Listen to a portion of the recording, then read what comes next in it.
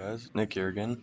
I wanted to do another video just to show some more gameplay with this mid-range Druid. This is a part 2 of the mid-range Druid deck discussion I did a little bit ago. So go back to the first video in this section to see the deck list. Basically, a quick rundown. It's similar to Strifcro's #1 Druid deck. Didn't net deck it. There's only so many ways you can make a viable Druid deck, and this is a common mid-range Druid deck with a few changes, 2 Savage Roars and 2 Force of Natures, and a couple other differences in there. I made it to rank 5 last season using a little bit of this deck.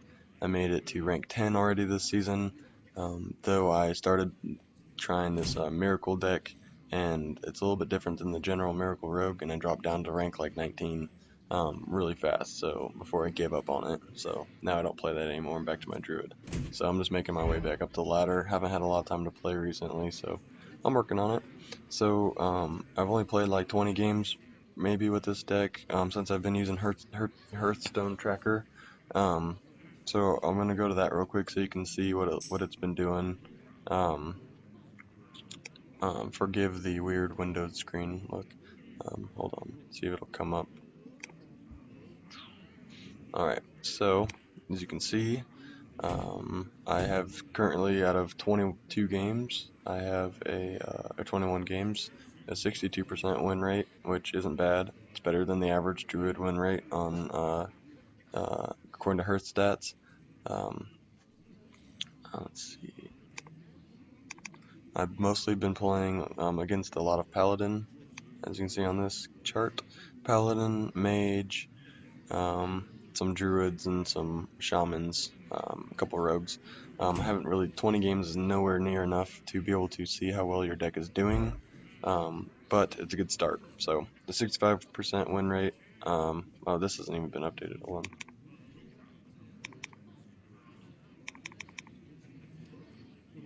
And there we go, now it's updated.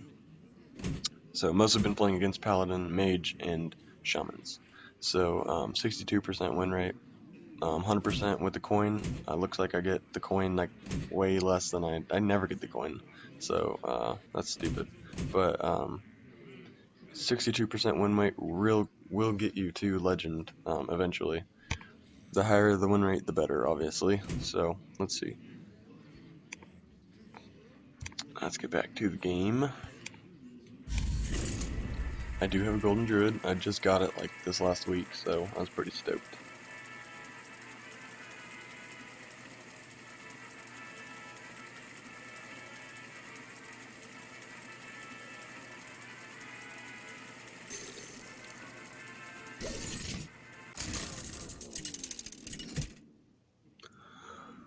Hopefully we don't play a priest again.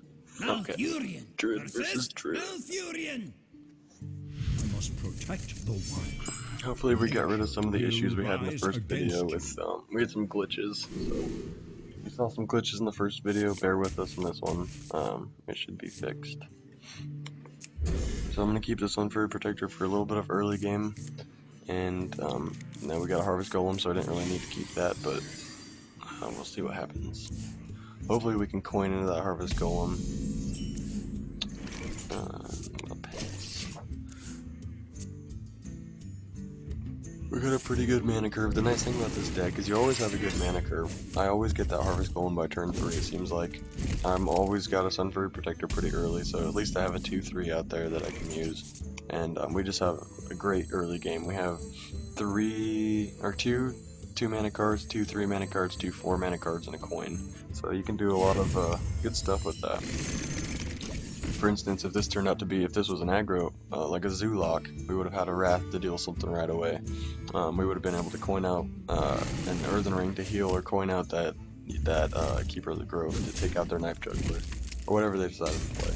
Against Control, we just have some good early game that keeps them busy for a little while, that gets us into the mid game with board control, and that's kind of what you want. So we're gonna get another minion out there. We're not too worried about the taunt. We can take early with the taunt. He's gonna attack that Harvest Golem anyways, so not a big deal. We just wanted then another body on the board. I must safeguard the land.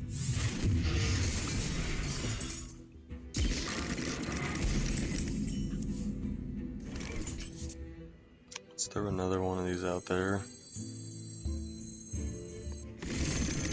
I got this. That's what I like to do early game with some of these minions, is just to use them for removal. We didn't want to waste a Wrath, we didn't want to waste a Swipe, so we just saved that. Pay attention, class.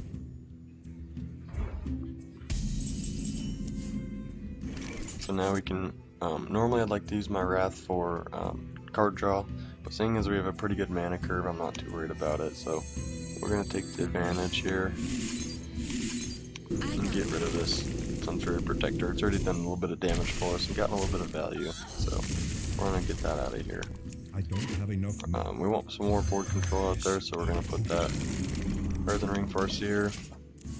An ideal play with him, like I mentioned it before, is to heal up a bigger minion like a Yeti or that Ancient of Lore later in the game, but he's also a good 3/3 to keep the other guy busy, and he got a Wrath out of the way, so that's just fine with me.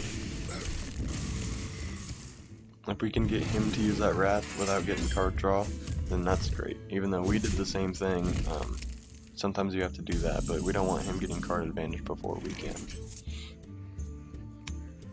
I must safeguard the land. Again, that's not a great play. We didn't draw into a Druid of the Claw or a Yeti yet, so we would have hopefully done that. So we had to just kind of do what we had to do. We got to have that board presence, and a 2/4 is better than nothing. Better than a Harvest Golem by himself, because this can at least trade up to an Azure Drake, for example. So we'll see what we decide to do. 7. We'll probably get that Ancient Lore out there and get some cards. That's gonna be the plan.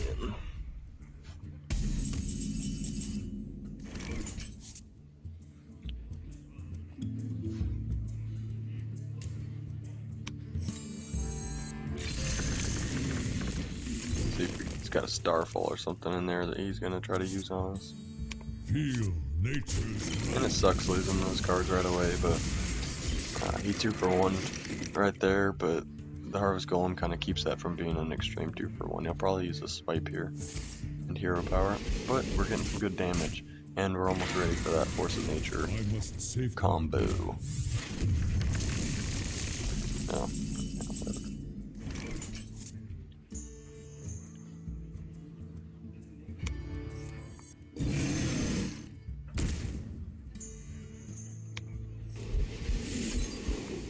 We're in a double Yeti here. We could have swiped him, but I'm gonna wait and see if he plays anything else. I'd like to combo that swipe turn 9 with a Azure Drake for a little extra damage.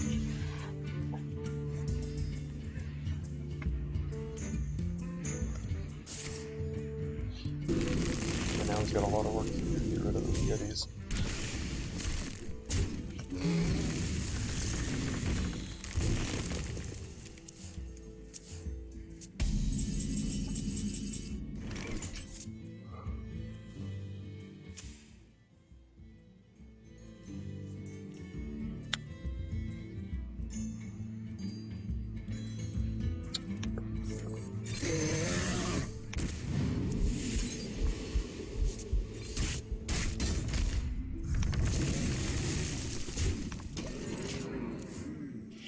If we happen to get the Savage Aura, this will be game over unless he gets a taunt out. So the idea is going to be getting that done as soon as possible, because he may be starting to use a little token ramp here, not ramp, a little token magic here.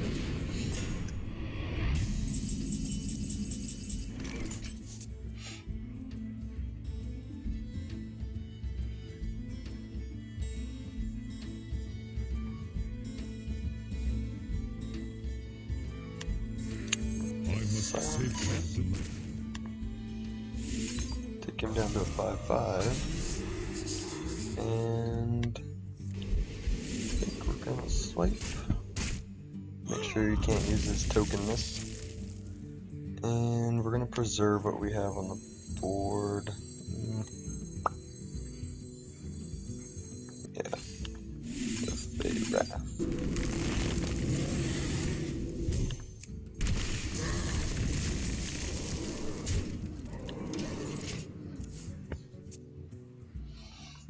Well, now he's forced to play Taunt, whether that be another Ancient of War Where shall to I rip a claw. strike? So we kind of force his hand into that.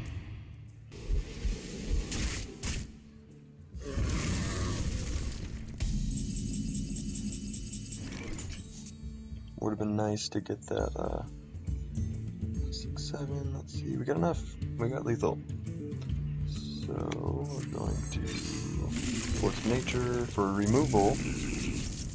This card gets used for removal more so, or just as much as it does for finisher.